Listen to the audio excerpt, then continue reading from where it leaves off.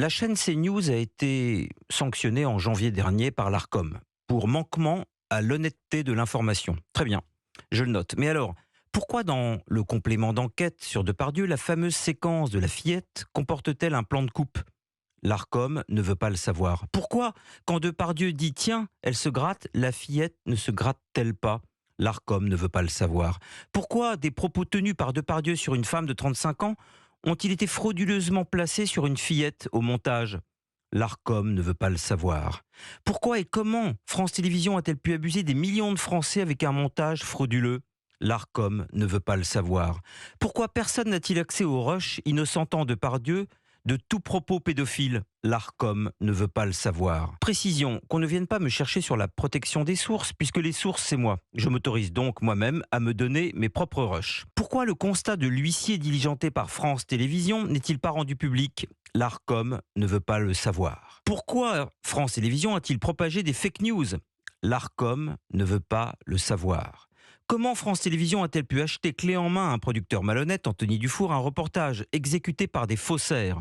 L'Arcom ne veut pas le savoir. Pourtant, nous sommes là dans le pire des manquements à l'information. Non, ce que veut savoir l'Arcom, censé être indépendante de France Télévisions, mais nous voyons que c'est une plaisanterie, c'est ce qui se passe chez Cyril Hanouna.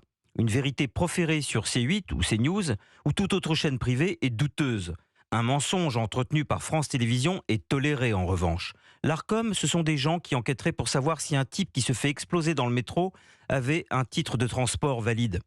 Une chic-note chez Cyril Hanouna, c'est immédiatement et lourdement puni. Mais une énucléation sur France Télévisions, ce n'est pas si grave.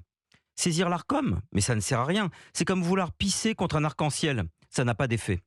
Grâce à l'Arcom, les Français ne croient plus les journalistes. Aucun journaliste. Car ils savent que lorsque certains mentent, trichent, même les petits princes vieillissants de l'info, tout est auréolé de leur grotesque prix Albert Londres, ils ne sont jamais sanctionnés. L'Arcom, c'est comme l'IGPN. On peut tous la saisir et sur le moment on y croit, on y est gentiment reçu, écouté, on nous offre le thé. On y est entendu, mais c'est pour mieux être écourté, éconduit et enterré. Alors on fait sans. Mais pas de chance pour les faussaires de l'info. Cette fois-ci, ce n'est pas un malheureux sans-papier ni un migrant qui est la victime de leur lâche et désolante manœuvre. Non, cette fois, il s'agit de quelqu'un d'autre, d'un ogre. Et celui-là n'a pas l'intention de se laisser faire. Il va se battre et l'Arcom risque bien de se faire dévorer.